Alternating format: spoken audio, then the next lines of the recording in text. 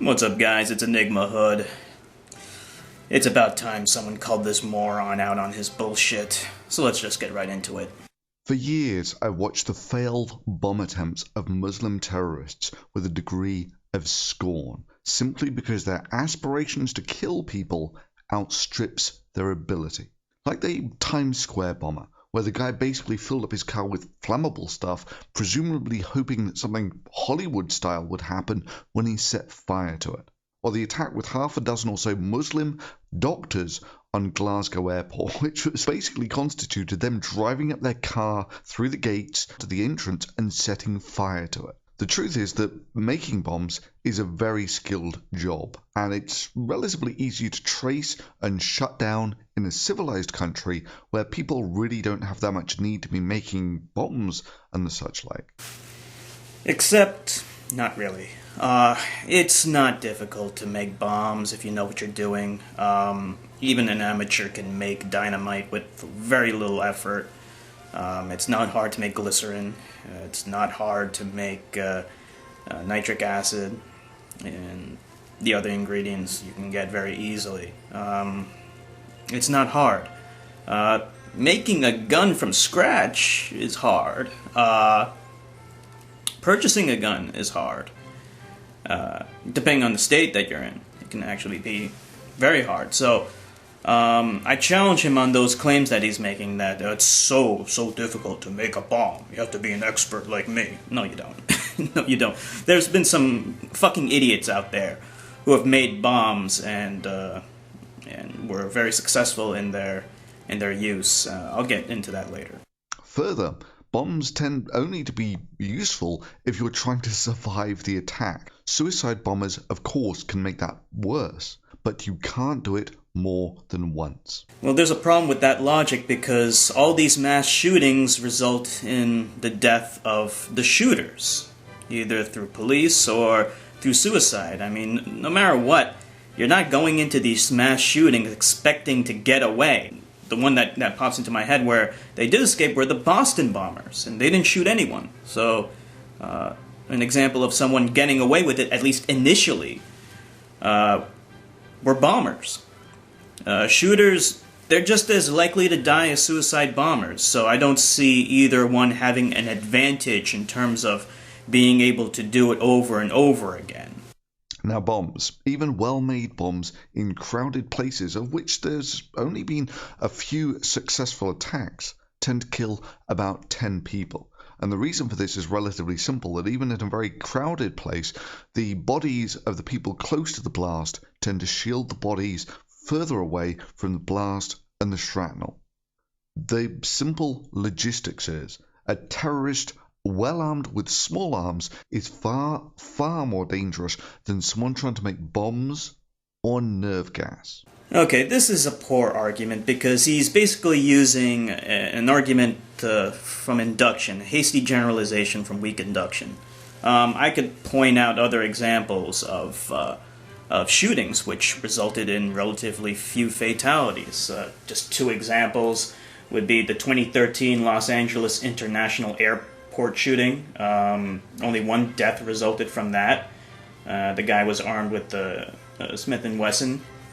And then there was Crandon, Wisconsin shooting that happened in 2007. Only 7 deaths, including the perpetrator. And that guy was armed with an AR-15. And I can keep on going on and on. There are numerous cases of shootings where there were relatively few fatalities. Should we then use those examples to proclaim that using guns is an ineffective way of killing civilians in a terroristic style attack? Not necessarily. It depends. I can also point out other examples where bombings have been extremely successful. The most famous, of course, is the Oklahoma City bombing, where 168 people were killed and 680 people were injured. And again, it was made using homemade explosives. They used ammonium nitrate fuel oil. They made them themselves. It wasn't hard. So it really doesn't come down to one being clearly easier than the other at inflicting casualties. It both involve at least some degree of competency and, for lack of a better word, skill. Neither is a surefire way of killing tons of people. I don't think that's a nuanced enough approach to this question of which is more efficacious, guns or bombs. Take, for instance, the Tokyo subway attack. In principle, they had enough nerve gas to kill tens of thousands of people. And in reality, they killed about 10. 2 delinquent teenagers killed about the same number of people in the Columbine shootings. Yeah, that's true. The main reason is because those chemical weapons weren't deployed effectively. They didn't synthesize the sarin properly. It was a very impure form of sarin that they created. Normally sarin is odorless, but people reported that the sarin that they used had a mustard-like smell, indicating that it wasn't purified well enough. And also, it wasn't deployed effectively. The terrorists using it were part of the cult Rikyo. So the way that they conducted these attacks, they had these pods filled with the sarin nerve gas, and they had them wrapped in newspaper. And they would place them on the ground of the subway car that they were on, and they would poke them with an umbrella that had a spike at the end. The reason why it was so ineffective was because a lot of them got nervous when it came time to actually do this, and they didn't poke them correctly. Very few of them actually punctured all the pods that they had. Only one guy punctured every single one, and he got by far the most kills. The rest, they only punctured maybe 1 or 2 of them, and the rest were intact. So that's the reason why they weren't effective. But I'm willing to acquiesce and say, in general, chemical weapons aren't ideal at killing people. Although chemical gas has killed tons of people, as the people of Bhopal can attest to, when they were killed by the emergency venting of methyl isocyanate. Sadly, it now seems like radical Muslims have figured this out. I mean, it first started with the Mumbai attacks, then there were other major attacks like the Tunisia attack, and now this new Paris attack. The real problem is guns are relatively simple to get hold of and relatively easy to train people with. You don't need any technical skills. All you have to be able to do is point a gun at people and pull the trigger. Again, I think that's denigrating the finesse involved with killing. It sounds simple enough, but when it actually comes down to doing it, there are numerous examples where spree shooters fucked up and didn't kill anyone or killed relatively few people. So why are you using limited examples of bombings that weren't successful to then proclaim that guns are far superior when I can use the same amount of examples to point out unsuccessful terroristic attacks using guns? It's a fallacious conclusion drawn from weak induction. In France, this is an even bigger problem, as it would be in England, in that the Muslim population is now getting up for about 10%. Just for ballpark figures, that's comparable to the black population in America. Oh no, the Muslims are coming! The Muslims are coming! They're overrunning us! We gotta fight back! There's too many of them! And in England, of that population, about 80% think that those who drew the Prophet Muhammad should have been prosecuted. And about 2/3 think that those who insult Islam should be prosecuted. That is, well over half of the Muslims in England hold a view that is irreconcilable with the free speech that is fundamental in almost every first world country. It will therefore surprise few that at least 700 people from the United Kingdom have travelled to support or fight for jihadist organisations in Syria and Iraq, according to the British police. About 2/3 of the Muslims in England think that free speech should not extend to criticising their religious beliefs. Indeed, that criticising their religious beliefs should be illegal. This is not a tiny minority of extremists. This is mainstream Muslim belief in the first world. Alright, let's use Thunderfoot's idiotic logic against him. Let's do a poll of Moroccans, and let's ask them the question. Do you think that Muslims who express anti-American sentiment should be prosecuted? Should they be jailed? And you know what? I'm willing to bet a lot of Moroccans are going to say yes, especially around the Bible Belt, especially around the South, especially among concentrations of Republicans and other conservatives. So then, should we use those statistics to then proclaim that we need to declare war against Moroccans because they're anti-free speech and they're anti-American? That's the same exact logic he's using. All these Muslims say that people who think that you insult the Prophet should be jailed.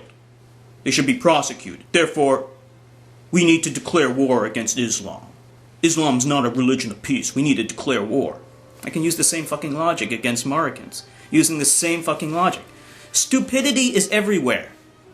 I'm not saying that that's right. I completely disagree with that. You shouldn't prosecute people who make fun of the Prophet Muhammad. Similarly, you can't prosecute people just because they're anti-American, because that's protected under free speech. But it's just as wrong to say that we need to declare war against Moroccans for having that opinion as it is to say we need to declare war against Muslims for having that opinion too. Now, having lots of people with fundamentally irreconcilable differences living together is not so smart, especially if it's done in the vain belief that can't we all just be friends, hope that no one will bring up the fact that there are irreconcilable differences there. There are plenty of irreconcilable differences between my ideology and other like-minded Americans' ideology and Moroccan ideology, where they're so bigoted, so diametrically opposed to reason and free speech, where they want to imprison people who are anti-American or anti-Christian. Believe me, there's tons of them out there. That doesn't mean that we need to declare war against these people. Fuck you, you stupid fucking idiot. You're just as dumb and brainwashed as they are. The French president said this was an act of war by the Islamic State. The Islamic State. I mean, the clue is in the title for you bleeding heart liberals. So says the bleeding heart liberal that opposes guns, and this ain't the first time he made a video which expressed a very anti-gun position. So, you know, it seems like Thunderfoot has gone full retard. He's gone to a point where he's never coming back. He wasn't always this bigoted and stupid. He became this way. He has pretty much alienated all of his friends in the free-thinking community. He used to be friends with Aaron Ra. He used to be friends with PZ Myers. None of these guys are friends with him anymore. Why? Because he went full retard. And now his only friends are a bunch of bigots and racists. Look at his channel. Look at his subscribers. All of the rational-minded skeptics and freethinkers have abandoned his channel. They left. I was probably the last one to remain subscribed to him until I finally unsubscribed about a month ago. And I was holding out hope that he might change. Nope. No. He went full retard. I guess he felt bad because he lost all his friends, and now he has no choice but to accommodate his new friends, all of his bigots and racists and bleeding heart conservatives. You know, I'm sure they're going to be really thrilled once they find out your gun politics positions. But I digress. You know, in a way, I feel sorry for this idiot. You know, he began on YouTube as a really rational and skeptical guy, making all of his anti-creationism stuff. And then, you know, progressively, as you know, he began to express opinion after opinion, I don't think he was very charged about his opinions, but he became polarized in them because people dared to challenge him. And he has that personality where he doesn't like people challenging him. He can't stand that people say that he's wrong about something. So his response to people saying that he's wrong is to go even further in that direction. You know, we have a word for that. It's called escalation of commitment. So it's all about ego with him. He can't stand that his ego is bruised. You know, if you see one of those videos with him on the Magic Sandwich Show, one of the last ones that he ever did, it was basically him versus everyone else. And, you know, I almost felt bad for him because he got quite a thrashing from them. It was kind of pathetic, actually. Anyway, fuck this guy. He's become a nutcase idiot, and I want nothing to do with him. This is Enigma Hood signing off.